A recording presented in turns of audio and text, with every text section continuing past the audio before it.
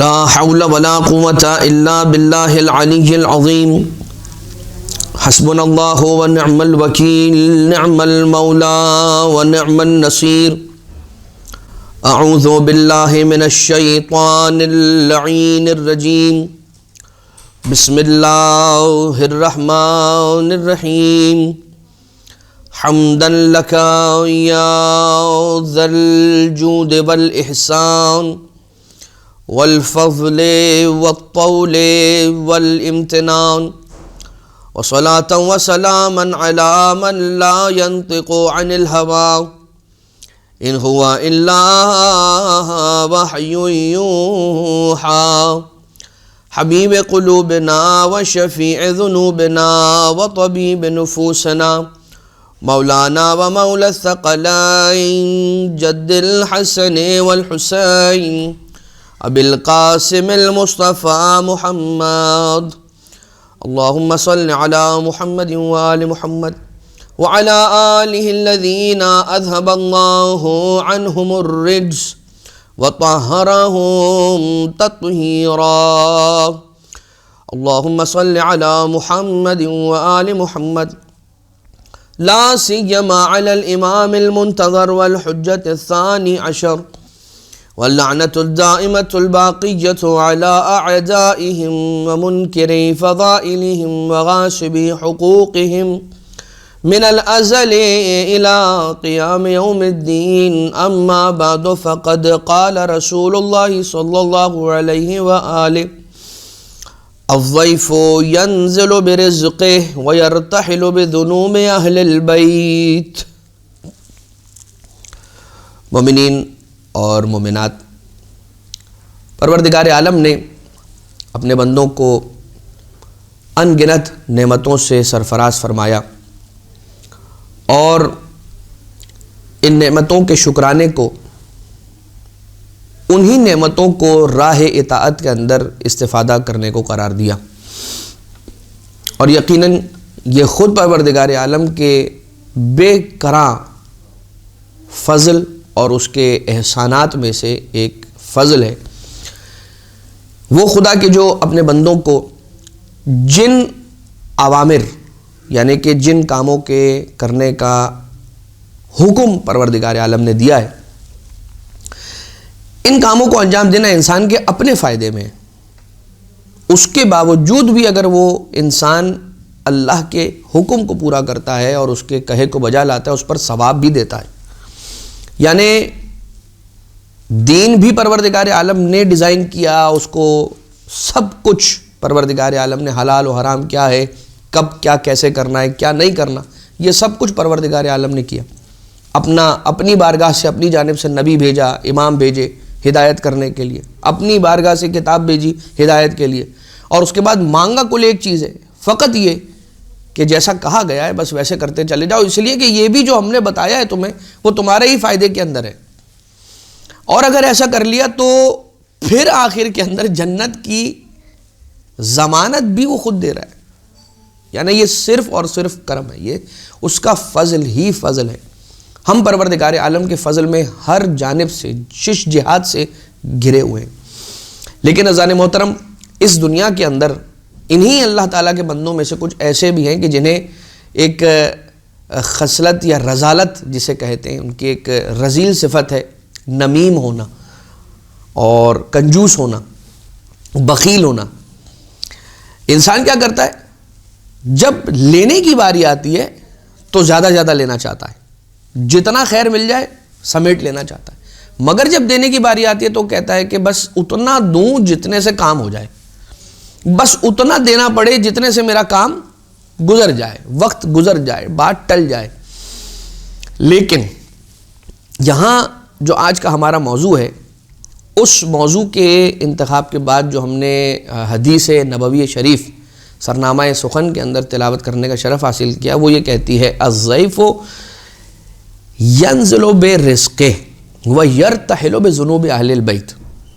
کیا ہے؟ ایک ایسی مثال ہے، اور ویسے بہت ساری مثالیں ہوں گی، میں ان میں سے ایک مثال جو ہمارے ٹاپک سے ریلیٹڈ ہے وہ یہ ہے کہ مہمان جب آتا ہے تو اپنا رزق لے کر آتا ہے اور جب لے کر جاتا ہے تو اس گھر کے اندر رہنے والوں کے گناہوں کو سمیٹ کر اپنے ساتھ لے کر چلا جاتا ہے، یا بلاؤں کو اپنے ساتھ سمیٹ کر لے کر چلا جاتا ہے۔ یہ کیسی مثال! پروردگار عالم کیا کہہ رہا ہے کہ دیکھو، اگر مہمان آ رہا ہے تمہارے پاس تو بس یہ کرو کہ اس کا اکرام کرو، اس کی عزت کرو، اس کو ویلکم کرو۔ ایک روایت ہے کہ جس روایت کے اندر یہ ملتا ہے کہ اللہ نے اپنے بندوں کو بہت سارے تحفے، تحائف اور ہدایہ اور نذورات عنایت فرمائے ہیں، ان میں کا ایک بہت اچھا اور بہت بہترین تحفہ یہ ہے کہ پروردگار عالم نے اپنے بندوں کو مہمانوں سے نوازا ہے۔ لہٰذا وہ اللہ کے جو مہمانوں کو مہمانوں سے اپنے بندوں کو نواز رہا ہے، تو بندوں کی یہ ذمہ داری ہے کہ مہمان نوازی سے کام لیں۔ یہ دیکھ کر کہ جو آنے والا ہے یہ میرا وقت لے جائے گا، نہیں۔ یہ دیکھ کر کہ آنے والا ہے میرے گھر سے کچھ کھا پی کر چلا جائے گا، نہیں۔ یہ آنے والا آ کر میرے گھر پر بیٹھ جائے گا، میرے صوفے۔ یعنی ایسی مثالیں بھی ہمارے پاس ہیں کہ جب کوئی مہمان آ رہا ہے، اول تو وہ لوگ ایسی فطرت اور ایسے نیچر والے افراد اپنے گھر مہمانوں کو آنے نہیں دیتے۔ کیا کہ اگر مہمان آئے گا تو ہمارے صوفے پر ایسے بیٹھ جائے گا، پاؤں رکھ دے گا، گندا کر دے گا، کارپیٹ نیا لگایا ہے یہ ٹوٹ جائے گا، وہ ٹوٹ جائے گا، بچے آئیں گے، ایسا ہوگا ویسا ہوگا۔ شریعت کیا کہہ رہی ہے؟ شریعت یہ کہہ رہی ہے کہ مہمان آئے گا تو اپنا رزق ساتھ لے کر جائے گا، تجھے اس بارے میں خوف کرنے کی ضرورت نہیں ہے کہ وہ تیرا کھا کر جائے گا۔ جو وہ کھا کے جا رہا ہے وہ ساتھ لے کر آیا تھا، جو وہ کھا کے جا رہا ہے۔ ہاں، جب یہاں سے جائے گا تو تیرے گھر کی بلائیں لے کر چلا جائے گا، بلائیں لے کر چلا جائے گا۔ یہ جو رسول کی حدیث ہے جو بہار الانوار کے اندر آئی ہے، یہ تو یہ کہہ رہی ہے کہ ذنوب اہل بیت اپنے ساتھ سمیٹے گا اور لے کر چلا جائے گا۔ یہ کتنا بڑا پروردگار عالم کا کرم ہے اور فضل ہے۔ ایک یہ کہ انسان مہمان کو کس نگاہ سے دیکھے؟ اللہ کا تحفہ۔ ایک روایت کہ اذا اراد اللہ بعبد خیرا، جب اللہ اپنے کسی بندے کے ساتھ خیر کرنا چاہتا ہے تو اس کے گھر پر مہمان بھیج دیتا ہے۔ اکرم الضیف لو کانا کافرا، ضیف کا، مہمان کا اکرام کرو، اس کی عزت اور اس کا احترام کرو، لو کانا کافرا، چاہے کافر کیوں نہ ہو، لیکن مہمان ہے آپ اس کا احترام کریں گے۔ کیسی بات! اچھا، نہ صرف یہ، کیا علامتیں کیا شریعت کی طرف سے بیان ہوئی؟ مہمان کی تکریم، من کانا، اچھا، ایمان والے کی علامت، ایمان والے کی علامتوں میں سے ایک علامت مولا امیر المومنین علیہ الصلاۃ والسلام ارشاد فرماتے ہیں، من کانا یؤمن باللہ والیوم الآخر، کہ جو مومن ہو، جو ایمان رکھتا ہو اور روز آخرت کو ماننے والا ہو، اسے چاہیے کہ مہمان کی عزت کرے اور اس کی تکریم کرے۔ امیر المومنین علیہ الصلاۃ والسلام نے علا ابن زیاد، ٹھیک، مولا کے اصحاب میں سے ایک صحابی، جب مولا اس کے گھر گئے اور اس کے گھر کے صحن کے اندر داخل ہوئے اور اس کے گھر کا بڑا سا صحن دیکھا تو مولا نے اس سے سوال کیا کہ یہ بتاؤ کہ اس اتنے بڑے صحن کا دنیا میں کیا کرو گے؟ تمہارے گھر کا یہ اتنا بڑا برآمدہ کہہ لیجئے، صحن کہہ لیجئے، اس کا کیا کرو گے دنیا کے اندر، جبکہ اس سے زیادہ تمہیں ضرورت اس کی آخرت میں۔ اچھا، اب یہاں پر اس حدیث سے کہیں کوئی یہ نہ سوچے کہ گھر کا بڑا برآمدہ بنانا یہ غلط ہے، نہیں، ایسا نہیں ہے۔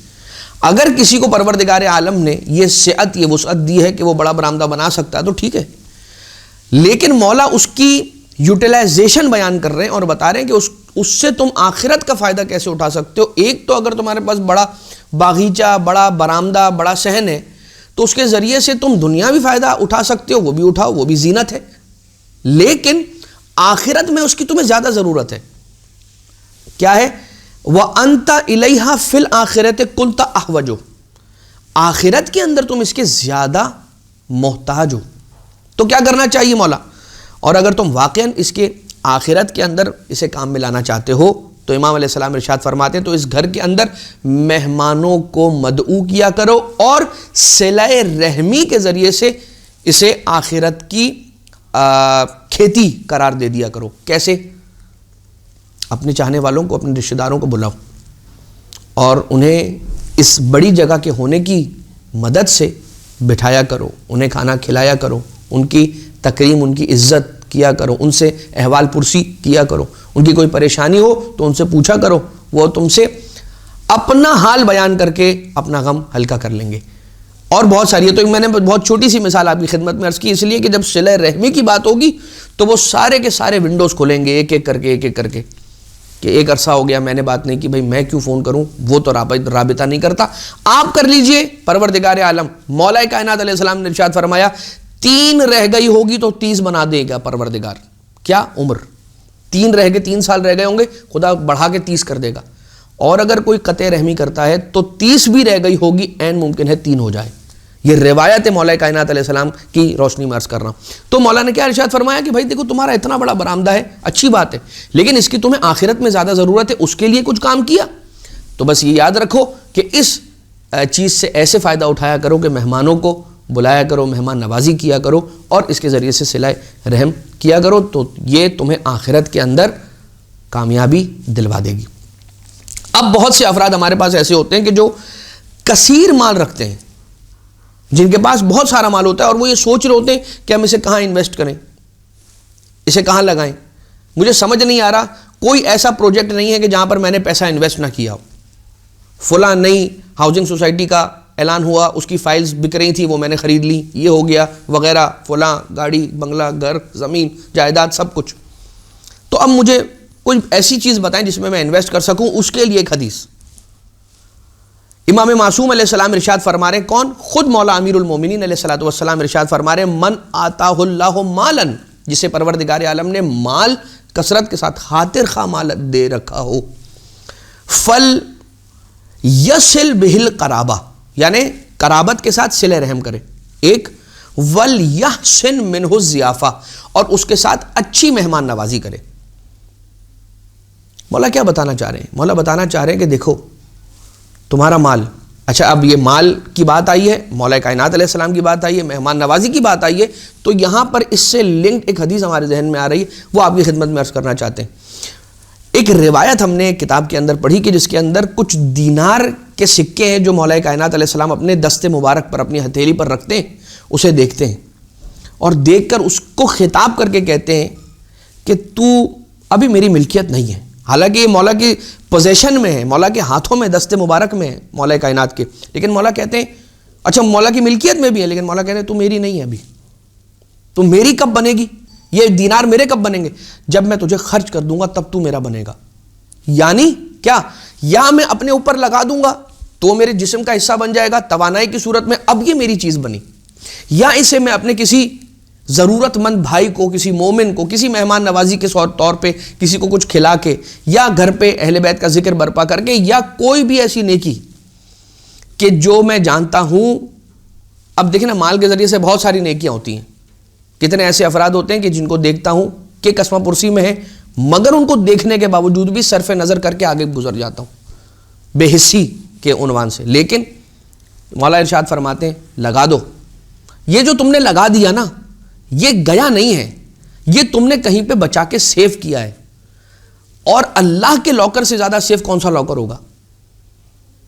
ٹھیک، تو کبھی یہ ہوتا ہو جیسے کہ ہم قرآن کریم کی آیتوں کی تلاوت کر کے جو مولا کو ہدیہ کرتے ہیں، وہ کیا ہے؟ وہ ہم اللہ کے سیف میں رکھوا رہے ہیں، یہ ہمیں قیامت کے میدان میں وہاں سے مل جائے گا، واپس مل جائے گا، یہ پلٹ کر ہماری طرف آنا ہے۔ مولا ارشاد فرماتے ہیں من آتاہ اللہ مالا فلیصل بہ القرابہ ولیحسن یا ولیحسن منہ الضیافہ، تو قرابت داروں کے ساتھ نیکی کرے اس مال سے، اور اس مال سے مہمان کی اکرام اور تکریم کرے۔ ٹھیک، اب آ جائیں ایک مرحلہ اور ہم بات کو آگے بڑھاتے ہیں۔ رسول ارشاد فرماتے ہیں کہ اب یہ میں حدیث پڑھنے سے پہلے کیا کہتے ہیں اس کو؟ پرومو کہتے ہیں، آج کل تو ہماری دنیا پرومو پہ چلتی ہے نا، کہ پہلے پرومو ٹریلر وہ ہم دیکھیں گے، وہ آپ کی خدمت میں عرض کرتے ہیں۔ ہم میں سے کتنے ایسے لوگ ہوں گے کہ جن کی یہ خواہش ہے کہ ہمارے گھر میں رزق تیزی سے لپک کر آئے؟ اس کے لیے حدیث ہے رسول کی۔ رسول ارشاد فرماتے ہیں کہ وہ گھر کے جس گھر کے اندر مہمان کا قدم پڑتا ہے، وہ گھر وہ ہے کہ جس کا راستہ رزق بہت تیزی کے ساتھ دیکھ لیتا ہے۔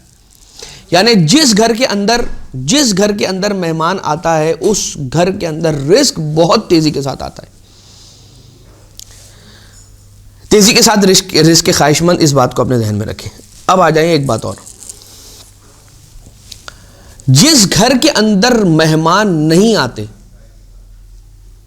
ملائکہ کا اس گھر کے اندر دخول نہیں ہوتا، داخل نہیں ہوتے.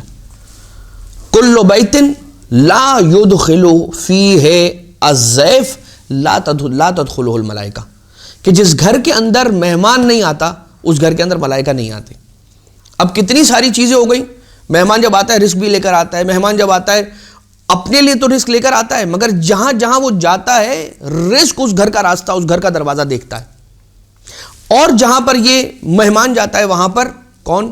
ملائکہ آتے بہت تیزی کے ساتھ.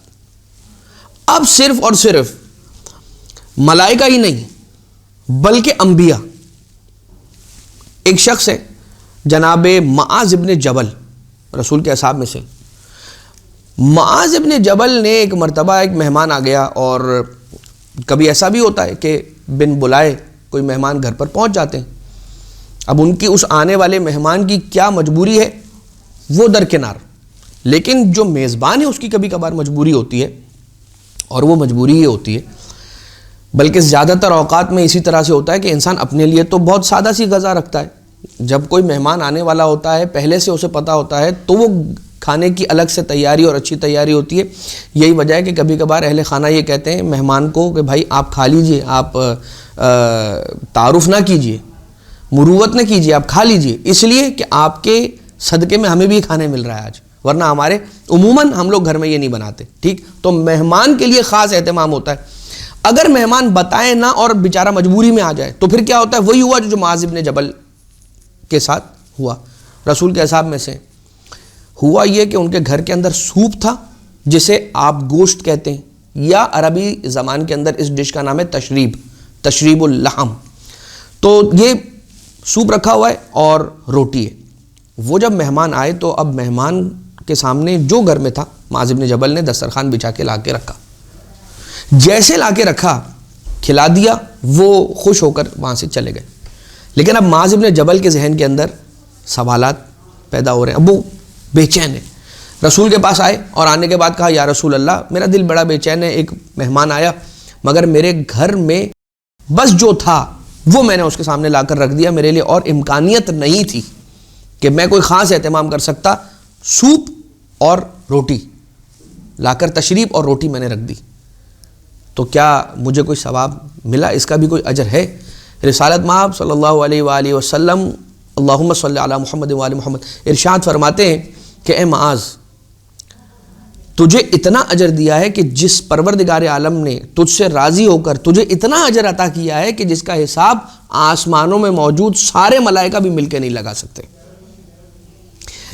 اس کے معنی یہ ہوئے کہ جو مہمان کی تکریم اور اس کے احترام اور اس کو کھلانے کے اعتبار سے جو باتیں ہو رہی ہیں نا، وہ کہیں پر بھی یہ نہیں ہو رہی کہ 10,000 15,000 روپے کا بل آ جانا چاہیے تو یہ کہا جائے گا کہ بھئی مہمان نوازی کی آپ نے.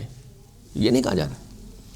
یہ کہا جا رہا ہے کہ جو ایک مناسب انداز ہے کسی کے بھی گھر کے اندر کھائے جانے والی چیزوں کا، اس کو لا کر تیار کر کے رکھا جائے. ٹھیک، یہ اور بات ہے کہ ہمارے معاشرے کے سٹینڈرڈز اور ہمارے معاشرے کی جو کرائیٹیریاز ہیں وہ اتنے زیادہ دن بدن بڑھتے چلے جا رہے ہیں کہ اس کو ریچ کرنا اور اس کو پہنچنا بہت مشکل ہوتا چلا جا رہا ہے. ہمیں خود کوشش کرنی چاہیے کہ ان سٹینڈرڈز کو اس طرح سے مینٹین کریں کہ ہمارے معاشرے کا ہر فرد اسے پورا کر سکے. چاہے وہ بہت ساری چیزیں، میں جزئیات میں نہیں جانا چاہتا، اس لیے کہ اگر میں جزئیات میں جاؤں گا تو پھر وہ بات کنٹروورشل ہو جائے گی اور وہ کیا ہوتا ہے کلپ فوراً وائرل ہو جائے گا اور پھر بات مسائل ہو جاتے ہیں. رسالت میں آپ ارشاد فرماتے ہیں من اکرم الضیف فقد اکرم 70 نبیا. جس نے کسی ایک مہمان کا خیال کیا، جس نے کسی ایک مہمان کی مہمان نوازی کی، اس نے 70 انبیاء کا احترام کیا. یہ بات اتنی آسان نہیں ہے عزیزان محترم، یہ رسالت مآب کا کلام ہے، زبان وحی ترجمان مبارک سے یہ بات جاری ہو رہی ہے عزیزان محترم. اور وَمَنْ أَنْفَقَ عَلَى الضَّيْفِ، اور جس نے کسی مہمان پر خرچہ کیا، فَكَأَنَّمَا أَنْفَقَ أَلْفَ دینار، 1 دینار اگر کسی مہمان پر اس نے خرچ کیا ہے تو گویا اس نے الف یعنی کہ 1,6 zeros لگا دیجئے.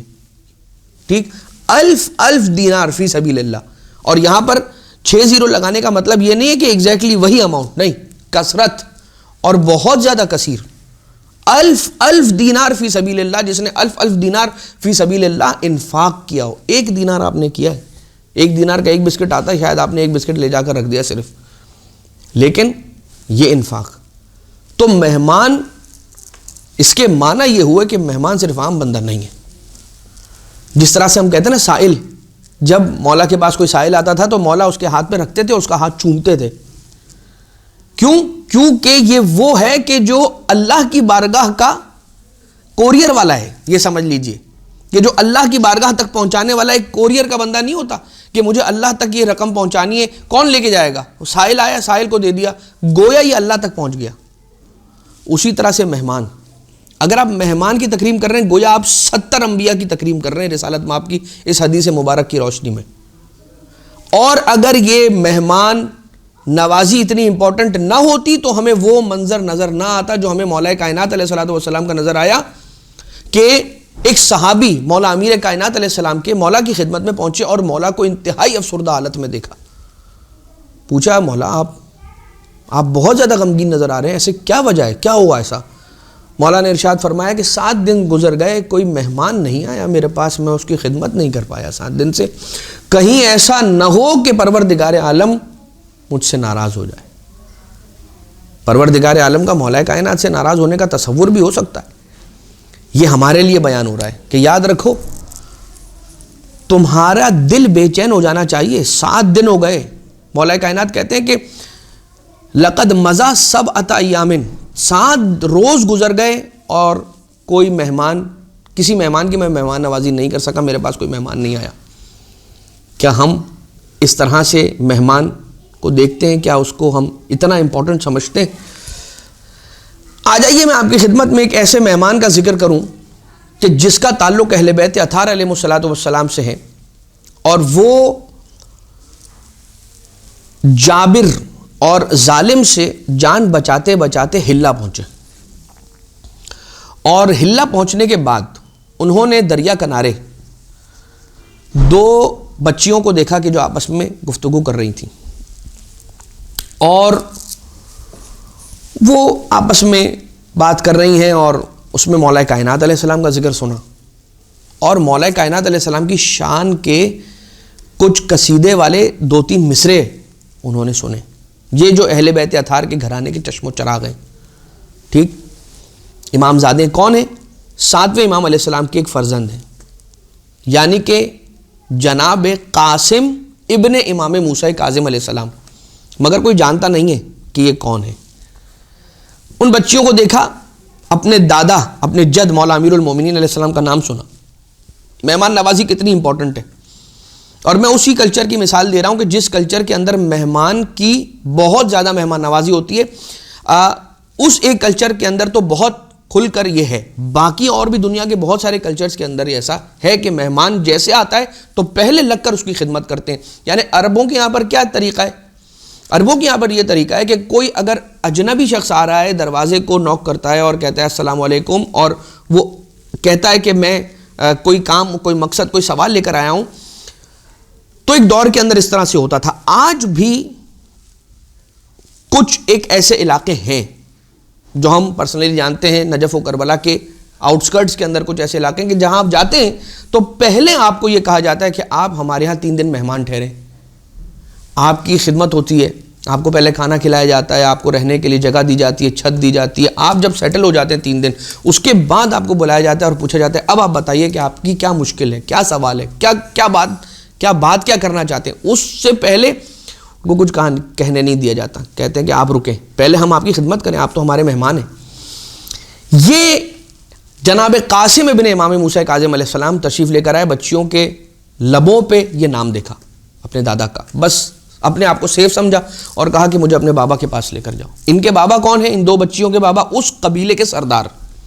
اس گھر کے اندر داخل ہوئے اور داخل ہو کر 3 دن جو رسم تھی اسی طرح سے ان کو مہمان رکھا. اب ذرا دیکھیے گا، یہ مہمان رہے نا یہاں. مہمان رہنے کے بعد کہا کہ اب آپ کہیے، کہا کہ میں بے سہارا، میں اکیلا اس طرح کا ہوں. اپنا تعارف نہیں کروایا کہ میں کون ہوں، یعنی کہ 7ویں امام علیہ السلام کا بیٹا، امام موسیٰ کاظم علیہ السلام کا بیٹا نہیں بتایا ابھی. اور کہا کہ مجھے کوئی جاب اگر مل جائے تو میں یہاں پر رہوں گا.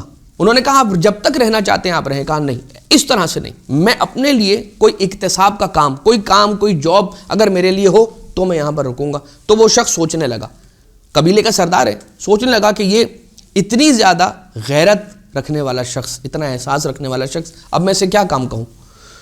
تو خود جناب قاسم نے آگے سے بڑھ کر کہا کہ یہ جو آپ کی بیٹھک ہے نا، ان کے گھروں کے اندر ایک بیٹھک ہوتی ہے، اس بیٹھک کے اندر جو آپ کے مہمان آتے ہیں ان کو پانی پلانے کا کام، سقائی کا کام یہ مجھے دے دیجئے، میں خوشی کے ساتھ کروں گا، اور آپ کو جو اس کے لیے ہو مجھے آپ دے دیا کریں گا مہینہ مہینہ. بات طے ہو گئی اور یہ وہیں پر رہنے لگے. ان کے فضائل اور کمالات کو دیکھ کر بالآخر کچھ عرصہ گزرا، ان کا عقد انہوں نے اپنی بیٹی سے کیا. کنہوں نے؟ قبیلے کے سردار نے. جناب قاسم ابن امام موسیٰ کاظم علیہ السلام کی شادی اپنی بیٹی کے ساتھ کی. پروردگار عالم نے ایک دختر، ایک بیٹی جناب قاسم ابن امام موسیٰ کاظم علیہ السلام، یعنی امام کاظم علیہ السلام کے بیٹے جناب شہزادہ قاسم، ان کو عطا فرمائی.